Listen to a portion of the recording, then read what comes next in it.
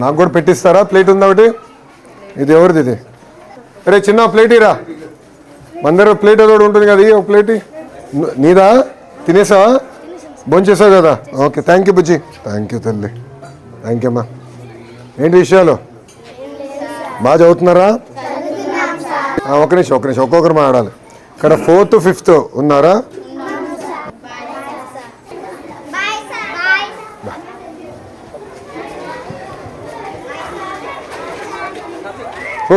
చూడు. ఏ క్లాస్ నాన్న? 3rd class. Very good.